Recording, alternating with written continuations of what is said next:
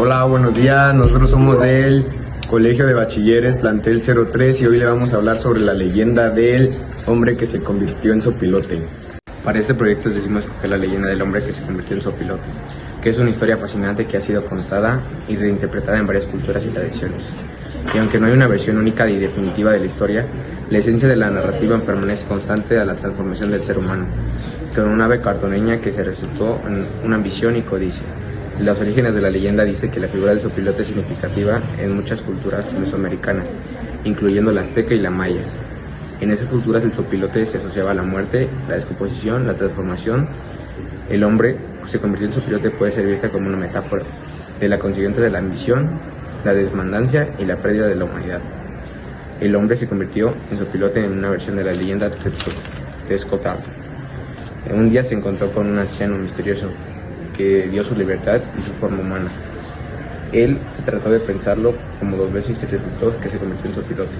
La leyenda del hombre se convirtió en sopilote puede ser vista en una versidad sobre los diversos métodos de la literatura. ¿Qué es Kamishibai? Kamishibai, la narrativa oral con imágenes. El Kamishibai es una forma tradicional de contar historias en Japón que se remonta al siglo XVII. Consiste en una combinación de imágenes y narrativa oral, donde un artista, Kamishibai-ya, muestra ilustraciones en un teatro de papel mientras narra historias. El Kamishibai se originó en el periodo 1603 a 1868 como una forma de entretenimiento para los niños y adultos en los templos y mercados. A continuación, vamos a explicar el cómo hicimos y cómo sacamos nuestra leyenda propia. Nuestra leyenda propia es sobre la leyenda del hombre que se creyó sopilote. En esta ocasión sacamos 3 hojas, que es el inicio, el desarrollo y el final. En el inicio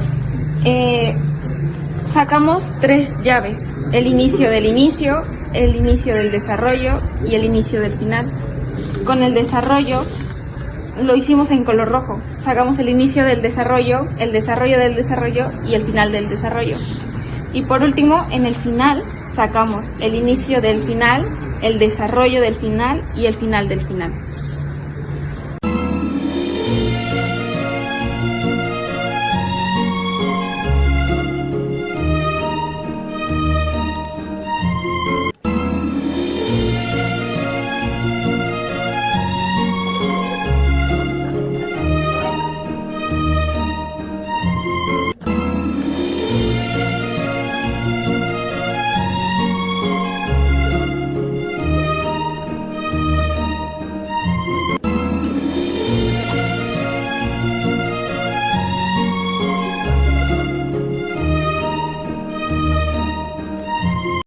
Para fabricar el botell de cartón, tomamos un rectángulo, hicimos 3 centímetros de ancho, repetimos el procedimiento con el otro rectángulo y después marcamos con una línea de centro hacia afuera a 1 centímetro por el ancho del rectángulo. Repetimos el procedimiento del otro lado y con el otro rectángulo. Después pegamos las tiras de cartón de 38 centímetros de largo por 2 centímetros de ancho de la línea hacia afuera, pegando con el borde del rectángulo. Debe quedar 1 centímetro entre las tiras de cartón y el centro. Colocamos el otro rectángulo sobre las tiras y pégalo. Por el espacio que queda deberán pasar las hojas. Dibuja este diseño en el último rectángulo que queda y recórtalo. El ancho de la parte superior es 3 centímetros y círculo tomando como centro el borde superior y a la mitad del ancho, mide 10 centímetros de radio. Toma trozos de cinta masking y pega la tapa sobre el rectángulo anterior. Se te sugiere pintarlo de un color oscuro, pero puedes pintarlo como lo desees. La leyenda del hombre que se creyó sopilote.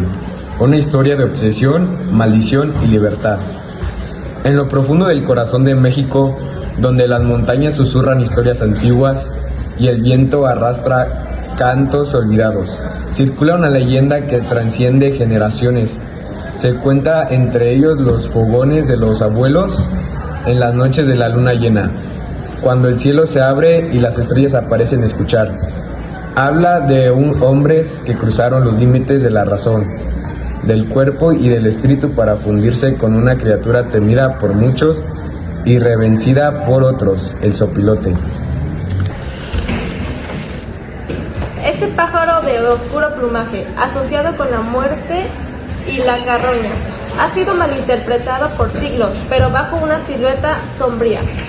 Se ocultaban símbolos de purificación, de equilibrio, de conexión con los siglos eternos de la vida, entre tantas historias que surcan las montañas y los valles.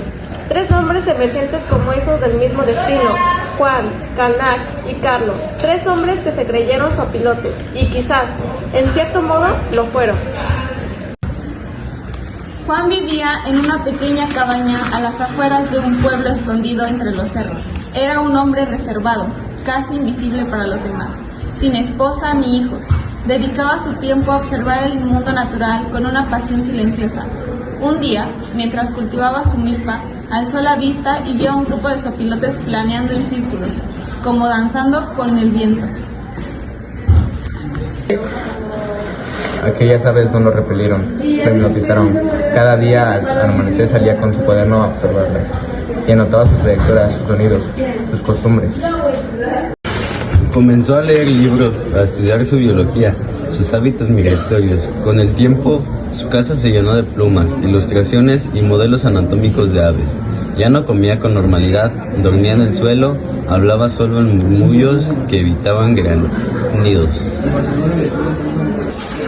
Los habitantes del pueblo empezaron a evitarlo.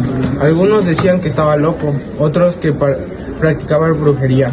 Pero Juan no les prestaba atención. En su mente estaba acercándose a una verdad más elevada. Y un día esa verdad se impuso de forma irreversible. Mientras caminaba por el campo, sintió cómo su cuerpo se aligeraba, sus brazos se extendieron como alas, su rostro se afiló, sus huesos cambiaron. No era una alucinación, era la transformación. Desde entonces voló por los cielos del pueblo. Algunos lo veneraban como un ser sagrado, otros lo temían como una advertencia divina. Juan, ahora criatura del viento, se debatía entre la euforia de la libertad y la melancolía de lo perdido. Nunca más volvió a hablar, nunca más volvió a amar, pero en el silencio del cielo encontró una nueva forma de existir. El joven guerrero de la tribu era valiente pero arrogante, se burlaba de los rituales, despreciaba a los sopilotes. No son más que buitres cobardes, gritaba ante los ancianos. Ellos lo reprendían. Cuidado, Canac, los espíritus escuchan. Pero él reía, su soberbia era más fuerte que su prudencia. Esa noche, el viento cambió. Canac tuvo pesadillas donde era perseguido por sombras aladas. Al despertar, sintió su lengua seca, su piel cubierta de plumas, sus dedos convertidos en garra. Su reflejo era el de un sopilote. Desesperado, corrió hacia su aldea, pero los suyos lo rechazaron, lo llamaron maldito. Su madre lloró en silencio. Él convirtió en paria, huyó al desierto. Durante semanas sobrevivió comiendo restos, bebiendo aguas estancadas, refugiándose en cuevas. En su aislamiento comprendió el error de su orgullo. Un día encontró a un anciano viviendo en la soledad junto a un pozo. El sabio lo miró sin miedo y le habló. La forma puede cambiar, pero el alma también. Si deseas volver, actúa con compasión. Canac, conmovido, vagó buscando redención, hasta que encontró a un niño perdido en medio de una tormenta de arena. Sin dudarlo, lo protegió con su cuerpo. Lo llevó de regreso a su aldea, salvándole la vida. Fue entonces cuando su cuerpo comenzó a cambiar, a recobrar su forma humana. La maldición se desvanecía. La tribu lo aceptó de nuevo. Canac ya no era el mismo. Había aprendido que toda criatura tiene su lugar en el equilibrio de la vida. Carlos, el vuelo interior. En una ciudad moderna, encerrado en un hospital psiquiátrico, vivía Carlos. Había sido diagnosticado con un trastorno de identidad disociativo. Según los médicos, su mente se había fragmentado por traumas no resueltos. Pero para Carlos, la verdad era otra. Él había nacido sopilote, recordaba haber volado sobre océanos, haber danzado con el viento. La tierra es una prisión. Decía, el cielo es mi hogar.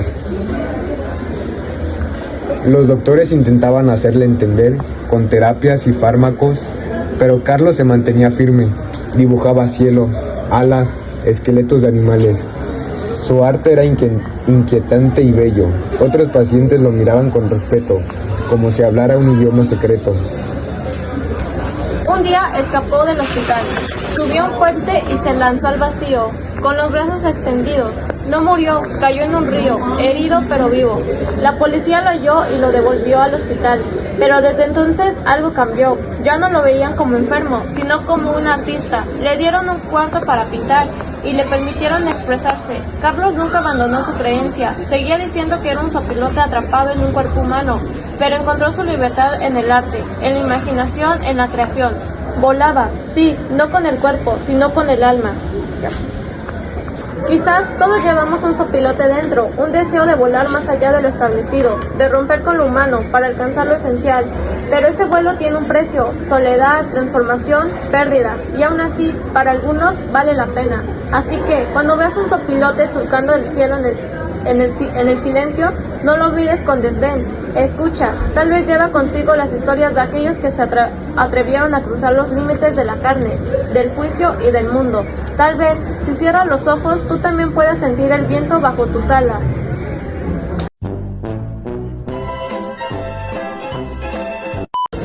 La leyenda que es... como la animación digital y el teatro.